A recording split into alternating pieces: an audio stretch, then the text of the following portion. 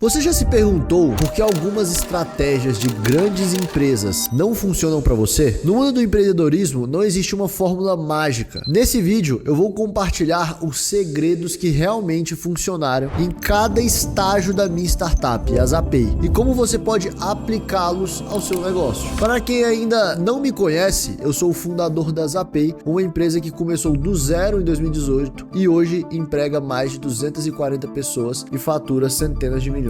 Se você quer insights que fogem do óbvio, fica até o final, porque eu vou mostrar o que realmente deu certo e não apenas repetir o que todo mundo aí já fica falando, tá? Vamos lá, vamos direto ao ponto. Primeiro, antes da gente começar, vamos fazer só um overview aqui para você entender a Zapay com mais profundidade. O que a Zapay faz hoje, Caleb? A Zapay hoje é uma fintech, é uma empresa de pagamentos que ela está credenciada em todos os Detrans do Brasil. Não é pouca coisa, né, Rafa? Todos os Detrans do Brasil. São 27 Detrans, né? 26 estados mais o DF. Geralmente o povo fala 27, mas são 27 estados. Não, pô, é porque tem o Distrito Federal. Então ela está credenciada nos 27 Detrans do Brasil todo e a gente consegue, por meio desses credenciamentos, buscar todos os débitos que um veículo possui. Então, quando você entra hoje na plataforma da Zapay, e aí você quer saber se o seu veículo tem IPVA, multa, licenciamento, você vai basicamente digitar a sua placa, seu CPF, e a gente vai buscar todos os débitos do seu veículo. E aí a gente vai te dar flexibilidade na hora de você pagar esses débitos veiculares. Como assim, Caleb, flexibilidade? Cara, antes da Zapay você só conseguia pagar IPVA, multa e licenciamento à vista, no banco, né? Em cash. Tinha que ir lá no banco e pagar aquilo. Agora, com a Zapay você consegue pagar aquilo parcelado no cartão de crédito, com boleto parcelado, no Pix e por aí vai. A gente começou a trazer várias flexibilidades no pagamento. E com isso, a gente começou a trazer muito cliente para nossa plataforma. A Zapay parou por aí? Não. Hoje a Zapay, além de ser uma empresa conhecida como empresa de pagamento de débitos veiculares, a gente também hoje tem outros produtos voltados para o veículo. Então lá tem seguro, lá tem tag, lá tem um concierge para você e por aí vai, tá? Um concierge para te ajudar na documentação e por aí vai. Então a gente está cada vez mais se posicionando como ecossistema veicular. Legal, Caleb, eu já entendi o que é a Zapay, mas como que você chegou na Zapay, né? Como que vocês chegaram até ter uma empresa hoje com 240 pessoas, fatura centenas de milhões e por aí vai? Beleza. Pessoal, geralmente nas histórias a gente começa a falar assim,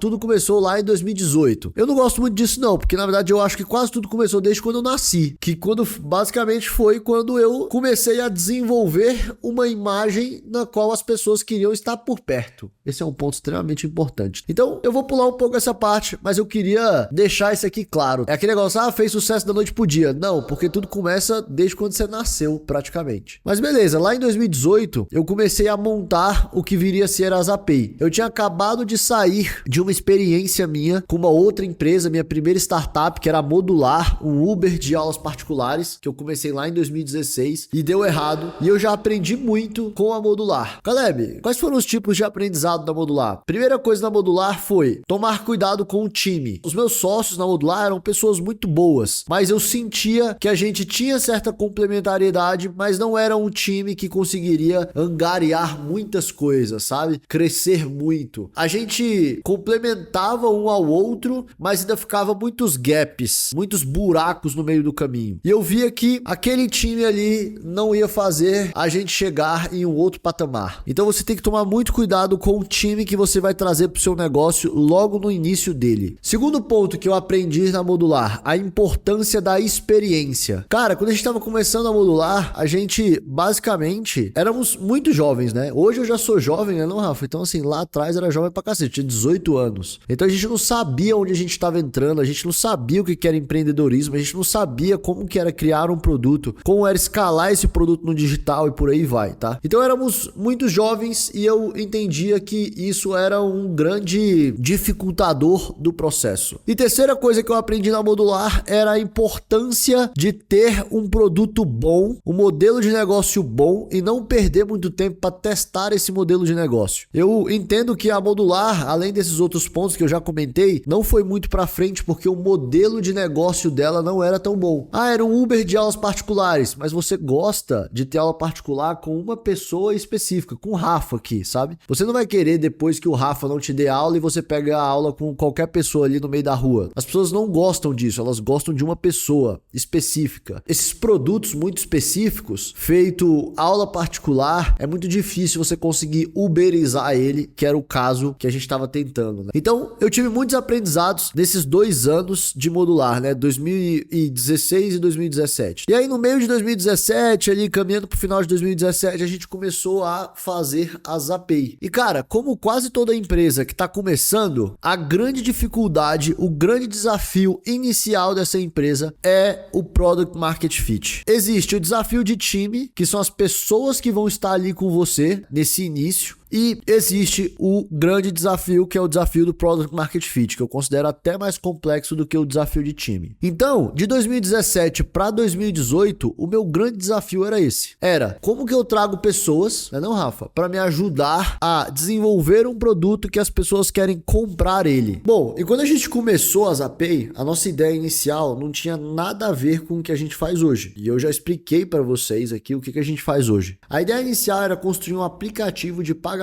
via QR Code no varejo para você não ter que pegar fila, né? Quando você entra no atacadão e por aí vai. Essa era a nossa ideia inicial. E aqui já veio um aprendizado também nessa jornada de descobrir o Product Market Fit. É que você não pode se apegar ou ficar completamente apaixonado pela sua ideia, né, não, Rafa? Porque senão você não pivota. E aí, se você não pivota, muito provavelmente você vai ficar ali numa ideia que não vai para frente. 99% das empresas de sucesso pivotaram no início. Tem uma frase famosa do Mark Zuckerberg, né, que ele fala que as ideias não nascem prontas. Você tem que ir modelando elas ao longo do tempo. Então esse é um ponto muito importante. Não se apaixone pela sua ideia, porque 99% de chance de você pivotar ela. Então não faz sentido se apaixonar por ela. Então esses 2 primeiros anos foi muito isso. Sendo que em 2018 a gente fez um teste com o Detran, porque a gente viu um potencial ali de desenvolver esse produto de pagamento de débitos veiculares, de parcelamento de débitos veiculares. E aí a gente viu que ali tinha uma dor muito grande e que realmente a gente tinha encontrado um Product Market Fit. Porque, cara, quando a gente lançou o produto, já tinha muita gente querendo comprar ele. E esse é o principal indicativo de que o seu produto tem um Product Market Fit, que você tá resolvendo uma dor, né, não, Rafa? E aí, beleza. Cara, quando você encontra o Product Market Fit e você tem um canal de distribuição que você viu que é interessante para você vender esse produto, você tem que enfiar o pé. Então, em 2018, além de ser um ano que a gente olhou para Product Market Fit, de 2018 para 2019, basicamente foram os anos que a gente focou em crescer ao máximo as API. A gente entendeu que colocar postos dentro do Detran na época eram interessantes, né? As pessoas gostavam daquilo, porque elas já estavam lá para resolver o problema dos débitos dela, então ela ia lá e comprava, né? Parcelava os débitos com as API. Então era um canal de distribuição físico que fazia sentido pra gente. Então a gente falou, cara, vamos enfiar o pé. E de 2018 para 2019, só para vocês terem uma noção, a gente saiu de um Detran, no caso, para 12, 13, 14 Detrans em 2019. Então foi um crescimento rápido. A gente ia implementando basicamente um Detran por mês, né? A gente ia implementando. Então era meio que uma loucura mesmo. O Rafa acabou de perguntar aqui, era difícil conseguir um Detran? Bastante, tá? Só que é sempre muito difícil na vida você começar as coisas e conseguir os primeiros. Então os primeiros foram muito difíceis. Foi quase que um parto, sabe? Mas depois que a gente já tinha uns 4, 5, 6 Detrans, foi ficando mais fácil. Porque os Detrans basicamente iam replicando o que os outros tinham. E eles já confiavam muito na gente, porque a gente estava em todos os outros, então a gente auxiliava eles e por aí vai. Os primeiros, basicamente, a gente ia batendo na porta deles mesmo e vendendo o projeto, né? Falando como o projeto era bom e como isso poderia ajudar a arrecadação do Detran, porque é o que eles mais querem. Então, quando você traz projeto que vai ajudar na arrecadação, tende a ter uma adesão boa, né? O problema é quando você traz projeto que vai aumentar a despesa do órgão. Aí entra licitação, entra aquelas coisas todas. No nosso caso, nem licitação é porque a gente não cobra nada do Detran, o Detran não paga nada pra gente, por aí vai. Então foi difícil, mas a gente foi angariando esses Detrans, a gente foi escalando esse nosso canal de distribuição físico. Só que a gente não acreditava nesse canal de distribuição físico no longo prazo. E em 2019, a gente já começou a pensar em como que a gente iria desenvolver canais que a gente acreditava mais no longo prazo. Então em 2019, a gente começou a montar um time de parcerias. Olha como é que é a vida, né, Rafa? Você sempre planta muito agora para colher colher lá na frente, né? Então, em 2019, a gente começou a plantar a semente, né? Ou seja, a construir um time que seria o nosso time de parcerias no futuro, no final de 2019. E a gente também começou a plantar sementes para criar e melhorar o nosso e-commerce. A gente até tinha um e-commerce, mas a gente não olhava para ele. Então é como se nem tivesse. Então, para criar e melhorar o nosso e-commerce. Tudo isso em 2019. Coincidentemente, em 2020 chegou o quê? Pandemia. A gente falou, caramba, o que a gente estava planejando para daqui a um médio prazo, a gente vai ter que trazer para curtíssimo prazo. Então, 2020 foi um ano que a gente cresceu bem pouco, o que já é um milagre, né? Você crescer em 2020 e tal. E ainda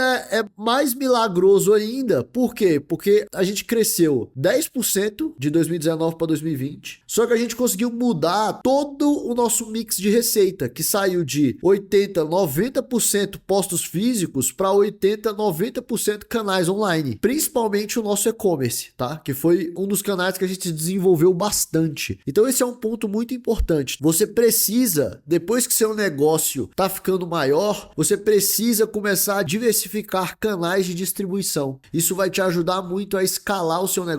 Então 2020 foi o ano de fazer esse shift para canais online. Mas olha que engraçado, a gente começou a plantar sementes em 2019 de outros canais de parcerias e por aí vai. 2021 foi outro ano que a gente diversificou canais, porque foi o ano que a gente iniciou os nossos canais de parceria. Nossa, Caleb, um ano e pouco depois, exatamente, um ano e pouco depois. E aí a gente começou em 2021 os nossos canais de parceria. Então 2021 foi o ano que a gente escalou bastante as API, porque a gente começou a diversificar os nossos canais como um todo. E só para você ter uma ideia, voltando um pouco aqui, para você ter uma ideia de dimensão, em 2018 foi o primeiro ano operacional das API, a gente fechou o ano com uns 12 milhões de reais transacionado. Em 2019, a gente foi para 120 milhões de reais, um crescimento de 10 vezes. 2020, como eu falei, a gente cresceu pouco. A diferença foi esse mix, que a gente foi para os nossos canais online, que basicamente em 2020 foi o e-commerce, né? Porque quando você é uma startup, você não tem dinheiro também para abrir milhares de canais ao mesmo tempo, né? Então a gente abriu primeiro o e-commerce. Em 2021, a gente cresceu muito o nosso canal de parcerias. Então a gente foi sempre diversificando o canal de parcerias. 2022, a gente diversificou mais os nossos canais online, trazendo app, trazendo canais de afiliado, trazendo outros tipos de canal e aceleramos os nossos canais de parceria também. 2023 foi um ano que a gente colheu um pouco desses frutos de 2022, dessa expansão dos nossos canais, e também em 2023 a gente colheu um pouco desses frutos porque foi o ano que a gente trouxe um CMO de mercado, uma equipe de mercado justamente pensando em alavancar os nossos canais digitais. Esse é um ponto que eu sempre falo, pessoal. Existe uma frase que é clichê no mercado, mas eu explico ela de uma forma não clichê. Eu costumo falar que você tem que pegar pessoas boas e colocar no lugar certo. Ah, Caleb, é clichê.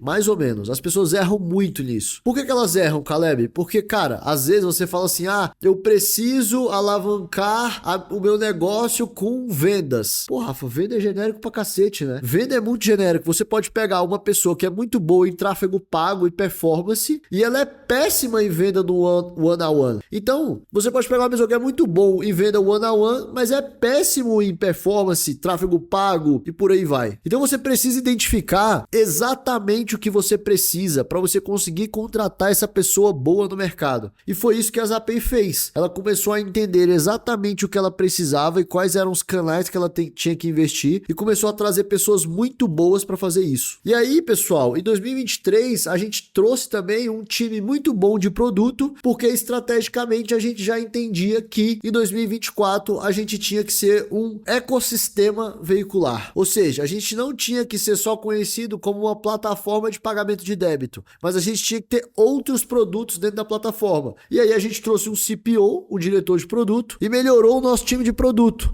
E agora em 2024 a gente está colhendo esses frutos, que a gente hoje já vende outros produtos na nossa plataforma e já angaria a receita de outros produtos. Então entenda, dentro dessa minha jornada tem várias coisas que vocês vão aprendendo sobre a escala de um negócio, como escalar um negócio e trazer pessoas boas também para esses momentos é muito importante. E para você trazer pessoa boa, você precisa saber exatamente exatamente o que você tá precisando. O ponto que eu gosto aqui de reiterar e voltar é que lá atrás, quando a gente tava criando as API, eu falei pra vocês que eu me preocupei muito com o time. E aí você fala, Caleb, você acertou totalmente o time? Não, pessoal, eu tive muito problema societário. O Rafa que tá aqui me conhece desde tempo, eu tive muito problema societário. Eu errei muito com o time das API no início. Só que hoje eu percebo que era muito melhor eu ter começado. Óbvio que se eu tivesse um mentor, isso teria me economizado milhões de reais e muito tempo, né, não, Rafa? Feito vocês estão tendo aqui comigo. Mas foi melhor ter começado do que não ter começado. E às vezes você precisa de um time no início que vai te levar até um patamar tal. E depois você vai ter que trocar esse time para você encontrar um time que te leve para outro patamar. Foi o que as API começou a fazer. A gente começou, depois de um patamar X, a contratar gente de mercado com muita experiência que ia resolver cada uma dessas dores que a gente ia entendendo que a gente tinha em determinado momento, né? Puta, agora eu preciso de gente experiente de produto, traz uma pessoa experiente de produto. Puta, agora eu preciso alavancar ainda mais os canais, então traz pessoas para alavancar esses canais. Puta, aqui ó, então você vai vendo, né, à medida que esse negócio vai crescendo, qual é a sua dor e você vai trazendo pessoas experientes para isso. Bom, passei aqui ano a ano quais foram as estratégias usadas para alavancar as APIs, escalar as APIs. Se você ficou com alguma dúvida, deixa aí nos comentários, tá? E se você quer que eu aprofunde ainda mais em algum aspecto aqui, também deixa nos comentários, né não, Rafa? Porque aí a gente vai aprofundando em outros vídeos. É isso, um abraço.